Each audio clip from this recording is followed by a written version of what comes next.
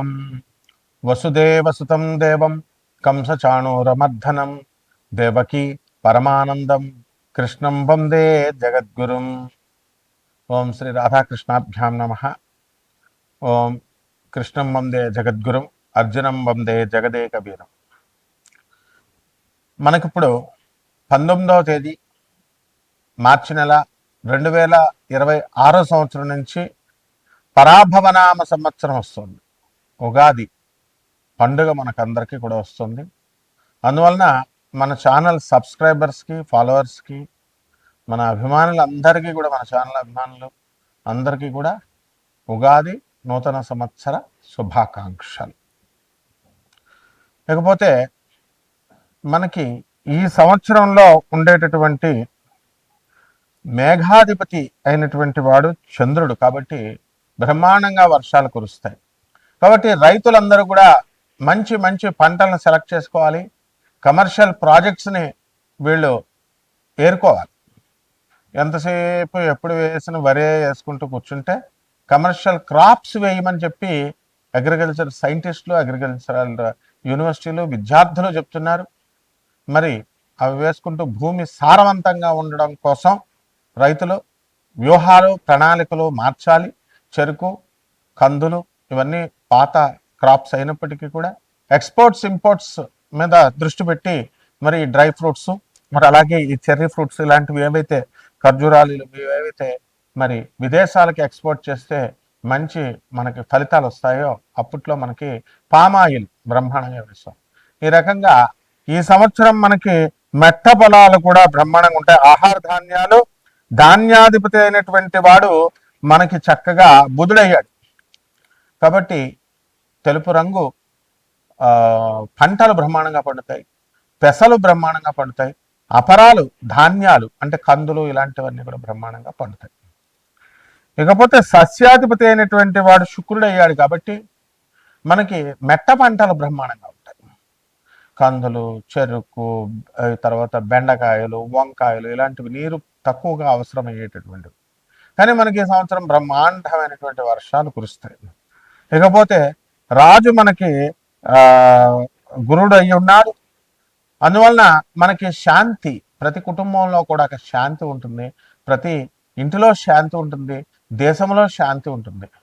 మరి మీరు అడగొచ్చు, ఇరాన్ వార్ జరుగుతుంది కండి ఇజ్రాయెల్తోనూ అమెరికాతోనూ అంటే అవన్నీ కూడా అయిపోతాయి.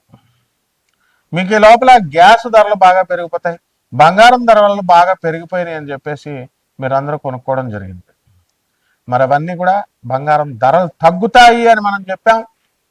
సంవత్సరం వచ్చేసరికి లేదండి 5 లక్షల వరకు వెళ్ళిపోతాయని చెప్పేసి అందరినీ కూడా రెచ్చగొట్టారు. మరి గురుడు వక్రించి మళ్ళీ సవ్యదశలోకి వచ్చాడు. ఈ లోపల పరాభవనామ సంవత్సరం వచ్చింది. బంగారం ఒక 2 లక్షల కంటే కూడా వెళ్ళడానికి 2 సంవత్సరాలు పడుతుంది, 2027 వరకు కూడా. ఇకపోతే మంత్రి కుజుడై ఉన్నాడు. కాబట్టి ఎంతసేపు కూడా దూకుడు స్వభావంతో మంత్రి సలహాలు ఇస్తూ ఉంటాడు.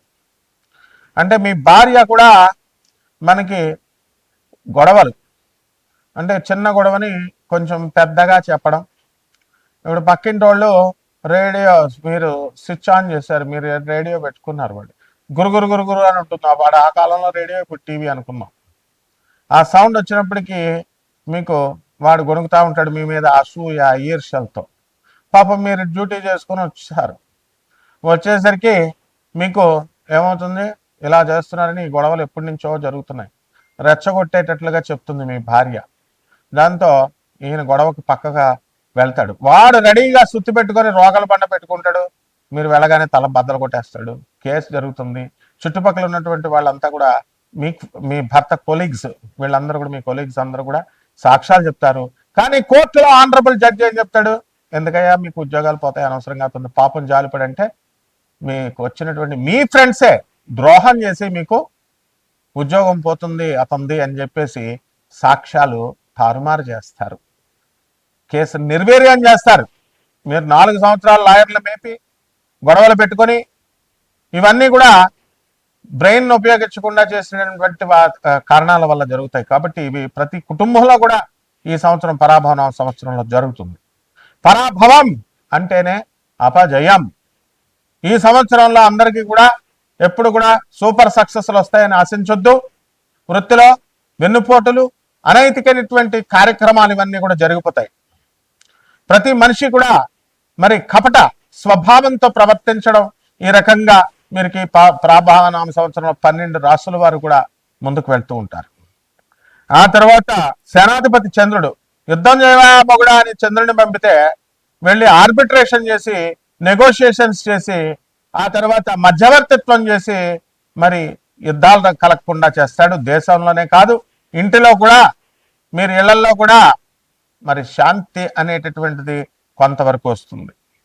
మరి భార్యాభర్తల మధ్య గొడవలు, 10 మందిని మీరు కొత్తగా పెళ్లి చేసుకొని ఆర్భాటంగా పెళ్లిళ్ళు చేస్తున్నారు, అత్యధికమైనటువంటి కట్నాలు ఇస్తున్నారు.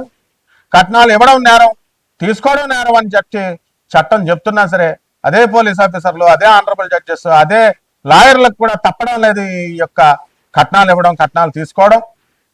మరి చట్టాన్ని ఇంప్లిమెంట్ చేసే వాళ్ళే ఏం చేయలేకపోతున్నప్పుడు సామాన్య మానవుడు ఆర్భాటంగా కళ్యాణ మండపాలు 15 లక్షలు తీసుకోవడం, తర్వాత 52 వంటకాలంటూ బిల్డప్లు ఇస్తూ పక్కింటి వాడు పెట్టాడు మేము కూడా పెట్టాలి అని చెప్పి బిల్డప్ల కోసం వెళ్ళి అప్పుల పాలైపోతారు. మరి ఆ కాపురాలైనా నిలబడుతున్నాయంటే 10 మందిలో 8 కాపురాలు గొడవలతో కొట్టుకు చచ్చిపోతున్నారు. విడాకులకి, డైవర్స్లకి, కోర్టులకి వెళుతున్నారు. పోనీ ఆ కోర్టులో ఏమైనా వెంటనే మనకి ఏమైనా జడ్జిమెంట్స్ వస్తాయా అంటే మనకి అవి జడ్జిమెంట్స్ రావు, బెంచ్ మీదకే రావు. హైకోర్టులో వేసుకున్న కేసులు ఎన్నో సంవత్సరాలు పెండింగ్లో ఉన్నాయి. ఒక పక్క జనాభాతో పెరుగుదలతో కాంపిటీషన్ ఎక్కువైపోయి విద్యార్థులకి, యువతకి ఉద్యోగాలు లేవంటే మన గౌరవనీయులైనటువంటి చంద్రబాబు నాయుడు గారు మరి ఇంకా కనండి పిల్లల్ని, మేము 3వ కంటాము, మీరు కంటే కనుక ఖచ్చితంగా మేము 25,000 రూపాయలు ఇస్తాము, అలాగే జనాభా ఉండాలి అని చెప్పడం ఆయన మంచి ఉద్దేశంతో చెప్పినప్పటికీ కూడా ఇక్కడ నిరుద్యోగుల కాంపిటీషన్ అనేటటువంటిది విపరీతంగా పెరిగిపోతుంది. కాబట్టి దీనికి ప్రత్యామ్నాయ మార్గం మనం ఏం చేయాలి అంటే కాంపిటీషన్లో మనం నిలబడాలి, అడ్వాన్స్మెంట్ అవ్వాలి. అడ్వాన్స్మెంట్ ప్రతి విషయంలో కూడా కావాలి. టెక్నాలజీ పరంగా అడ్వాన్స్మెంట్ అవ్వడమే కాదు, ఆర్టిఫిషియల్ ఇంటెలిజెన్స్ వచ్చేసింది. మరి ఈ ఆర్టిఫిషియల్ ఇంటెలిజెన్స్తో మనం అందరం కూడా సాఫ్ట్వేర్ ఇంజనీర్లు అందరినీ కూడా పనితీరు బాగాలేదు, పనితీరు టాస్క్ ఇచ్చినటువంటిది మీరు సరిగ్గా చేయలేకపోతున్నారు అనేటటువంటి కేవలం ఆ ఒక్క కారణాన్ని చెప్పే దమ్ము, ధైర్యం మేనేజ్మెంట్కి లేకుండా లే ఆఫ్లు, మాకు ప్రాజెక్ట్స్ లేవని చెప్పేసి మిమ్మల్ని పక్కకు తప్పించడం ఇలాంటివి జరుగుతాయి. ఇవన్నిటికీ కూడా ఆర్టిఫిషియల్ ఇంటెలిజెన్స్ బ్లేమ్ చేయకుండా మరి మనం ఏం చేయాలి అంటే మనం అడ్వాన్స్మెంట్ అవ్వాలి. కేవలం టెక్నాలజీలోనే కాకుండా మరి ఎప్పుడో నీల్స్ ఆర్మ్స్ట్రాంగ్ చంద్రమండలంలోకి వెళ్ళాడని మనం ఏదో గొప్పగా రష్యా వాళ్ళు పంపించారని అది గొప్పగా చెప్పుకునేటటువంటి వాళ్ళం. ఇప్పుడు అది కాకుండా మనం చక్కగా భారతదేశమే చంద్రయానానికి వెళ్ళింది. మన ఇండియన్ బ్రీడ్ అయినటువంటి సునీత విలియమ్స్, కల్పనా చావ్లా వీళ్ళంతా కూడా చంద్రుని అవలేలగా వెళ్ళి రావడం జరిగింది. మంగళయానికి వెళ్ళాము. మరి 2028లో మనం శుక్రయానికి వెళుతున్నాం. అందువలన మన భారతదేశం అయినటువంటి ఇస్రోయే ఇప్పుడు మూలంగా తీసుకుని మనం పిపిపి, ప్రైవేట్ పబ్లిక్ పార్ట్నర్షిప్ లాగా మనము నాసాకే, అమెరికా వాళ్ళకే మనం పార్ట్నర్షిప్ ఇప్పుడు ఇస్తున్నాం. రష్యాకి, అమెరికాకి, మెయిన్గా నాసాకి. అంత అడ్వాన్స్మెంట్ అయినటువంటి భారతదేశము ప్రపంచ కప్పులను కొట్టుకుంటూ వెళ్ళిపోయాం. మనం క్రీడా రంగంలో ఎవరికైనా సరే దమ్ముంటే రండి, మరి క్రికెట్లో మమ్మల్ని ఓడించండి అని ఇంకా 3 టీమ్స్, ఇండియన్ టీమ్స్ అవకాశాలు లేక ఎదుర్కొంటా ఉన్నారు, ఎదురు చూపులు చూస్తూ. ఈ విధంగా క్రీడా రంగంలో ఈ సంవత్సరం మనం ఏ కప్ అయినా సరే మనమే కొట్టుకుంటాం. అడ్వాన్స్మెంట్ అనేటటువంటిది మనకే జరుగుతుంది. మన కాపురాల్లో కూడా అడ్వాన్స్మెంట్ రావాలి. మీరెప్పుడో తాతల కాలంలో అత్తగారిని గౌరవించాలా, మామగారిని గౌరవించాలా, కోడలు మందు తాగకూడదు, సిగరెట్లు తాగకూడదు, కనీసం అత్తగారులకు బట్టలు పెట్టాలా, అత్తగారిని గౌరవించట్లేదు. ఇవన్నీ కూడా పాతతరం ఆలోచనలు మారిపోయి మరి మా గోపాలరెడ్డి చెప్పినట్టుగా చక్కగా అడ్వాన్స్మెంట్ అనేటటువంటిది రావాలి. సహృదయంతో ఇప్పుడు ఉన్నటువంటి వాళ్ళందరూ కూడా యువత ఇప్పుడు జనరేషన్కి తగ్గట్టుగా వాళ్ళ భార్యల యొక్క అభిరుచులను చూసుకుంటూ వాళ్ళ కుటుంబాల నేపథ్యంలో మీరందరూ equal rights, mutual confidence, mutual understanding, mutual కాన్ఫిడెన్స్తో, మ్యూచువల్ రెస్పెక్ట్తో ముందుకు వెళ్ళినప్పుడు ఎందుకు వస్తాయి ఇవన్నీ కూడా? ఇది ఆర్బిట్రేషన్, చంద్రుడు చేసేటటువంటి ఆర్బిట్రేషన్. సో ఆ విధంగా ఈ యొక్క మేము లేదండి, మేము ఛాందసబద్ధంగానే ఉంటాం, మేము పాత పద్ధతులతోనే ఉంటామంటే కోర్టుల చుట్టూ తిరగ తప్పదు, పోలీస్ స్టేషన్ చుట్టూ తప్పదు. అరే పోలీసు వాళ్ళే చెప్తున్నారు మీకు, ఐపీఎస్ ఆఫీసర్లు, ఎందుకురా మీకు ఎన్ఆర్ఐలు హాయిగా ఇక్కడ ఇండియాలో ఉన్న వాళ్ళని చేసుకోండి, ఎందుకు అక్కడికి ఆ దేశాలకు వెళ్ళి అక్కడ అనవసరంగా మోసపోవడం అంటే మాకు ఫారిన్ వెళ్ళిన వాళ్ళు ఇంకా తిరిగి రారు. ఇక్కడ తల్లిదండ్రులు మీకు హార్ట్ అటాక్లు వచ్చినా మీరు కూడా మా పిల్లలు అమెరికాలో ఉండాలి, అమెరికాలో ఉండాలి, అమెరికాలో ఉండాలి. అందుకే కరెక్ట్ అయినటువంటి మొగుడు మీకు ట్రంప్. అక్కడ ఆయన తన యొక్క స్వలాభాల కోసం యుద్ధం చేస్తాడు ఇరాన్ కోసం. మరి రేపు రాబోయేటటువంటి 2028వ సంవత్సరంలో అతనికి సెకండ్ అసెస్మెంట్ లో మరి సెకండ్ స్టేజ్ లో ఆయన కనుక యుద్ధం చేయకపోతే ఆయనకి సర్వైవల్ లేదు. ఈ విధంగా మన యొక్క మనకి గురు మార్పు ఏమవుతుంది, కర్కాటక రాశిలోకి 2 జూన్ 2026 సంవత్సరం నుంచి మనకి కర్కాటక రాశి ప్రవేశం చేస్తున్నాడు. అందరికీ కూడా మేధస్సు పెరుగుతుంది. ఆ విధంగా ఈ యొక్క శని సంపూర్ణంగా మీనరాశిలోనే వక్రించి ఉండడము, ఈ విధంగా మీనరాశిలో ఉంటాడు. ఆ విధంగా ఈ యొక్క శని కూడా మనకి మీనరాశిలో మనము ఏం చేస్తాడండి, ఎంటైర్ ఇయర్ అంతా కూడా ఉన్నాయి వక్రించి 27 జూలై 2026 సంవత్సరం నుంచి 11 డిసెంబర్ 2026 సంవత్సరం వరకు కూడా శని వక్రించి మీనరాశిలోనే ఉండడం అనేటటువంటిది జరుగుతుంది. ఈ విధంగా కుజుడు మీనరాశి ప్రవేశం 2 ఏప్రిల్ 2026 సంవత్సరంలో జరుగుతుంది. మరి యొక్క రాహు కేతువులు కూడా మనకి 5 డిసెంబర్ 2026 సంవత్సరం నుంచి కుంభరాశి నుంచి రాహు మరి మకర రాశిలోకి, కేతువు సింహరాశి నుంచి మనకి ఈ యొక్క కర్కాటక రాశిలోకి ప్రవేశించడం ద్వారా 12 రాశుల వారికి అందరికీ కూడా ఈ ఉగాది ఏ రాశుల వారికి మంచి చేస్తుంది, ఏ రాశుల వారికి హాని చేస్తుంది, ఏ రాశుల వారికి యావరేజ్గా ఉంటుందో మనము సశాస్త్రీయంగా, వైదికంగా, సహేతుకంగా, రేషనల్గా, లాజికల్ కన్సిస్టెన్సీతో, సైంటిఫిక్ అప్రోచ్తో అండ్ ఈ యొక్క రేషనల్ అప్రోచ్తో మనం చూద్దాం ఈ వీడియోలో. సింహరాశి, ఈ సింహరాశి వారికి అందరికీ కూడా అర్ధాష్టమ రాహువు, అష్టమ శని, జన్మంలో ఉన్నటువంటి కేతుగ్రహ ప్రభావాల వలన మనకి యాక్సిడెంట్ అవడానికి అవకాశాలు ఉన్నాయి. ఏమిట్రా శుభం పలకరా పెళ్లి కొడుక అంటే ఏదో చెప్పినట్టు ఉగాది శుభాకాంక్షలతో ప్రారంభించి ఉగాదిలో మేము శుభవార్తలు విన్నామంటే ఇదేంటంటే జాగ్రత్తగా ఉండండి. మరి బైకులు నడుపుతున్నారు, ఇలా పెట్టుకుని మాట్లాడతారు, కార్లు నడుపుతూ ఉంటారు, ఫోన్లో మీకు ఏం పని, అవతలాడు బాగానే ఉంటాడు, యాక్సిడెంట్ అయితే ఇక్కడ. కాబట్టి మా శిష్యుడికి అయింది, ఎవరో చెప్పుకోవాలో బాధ. మరి బైక్ మీద వెళ్తున్నాడు, స్కిడ్ అయినా అవతలాడు వచ్చి గుద్దేశాడు, స్కిడ్ కాకుండానే గుడ్డు పడేశాడు. స్కిడ్ అయినప్పుడు ఎన్నోసార్లు వాడు సేవ్ అయ్యాడు. ఎప్పుడు హెల్మెట్ పెట్టుకున్నవాడు హెల్మెట్ పెట్టుకోవడం ఆ రోజే మానేస్తాడు. విధి లాగేస్తుంది.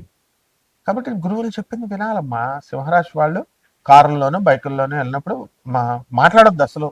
ఇది ఫస్ట్ పాయింట్. అప్పుడు మీరు శనిని జయించగలుగుతారు. అష్టమ శని ఆయన ఏమైనా చిన్నోడు అనుకుంటున్నారు ఏంటి? ఇకపోతే పనుల్లో ఆదాయాలు వచ్చేసరికి ఆదాయం 5, వ్యయం 5 సమానంగా ఉంది. రాజపూజ్యం 7, అవమానం 7 సమానంగా ఉన్నాయి అన్నీ కూడా. కాబట్టి మన కష్టాలు సుఖాలు అన్నీ కూడా సమానంగా ఉంటాయి. కాబట్టి మనం చాలా జాగ్రత్తగా వెళ్ళాలి. శాలరీస్ పెరిగినాయి, మీకు చక్కగా పెరుగుతాయి ఈ సంవత్సరం. వ్యాపారాలు పెట్టించారు, భర్తల చేత భార్యల చేత బ్రహ్మాండంగా మీ వ్యాపారాలు సాగుతాయి.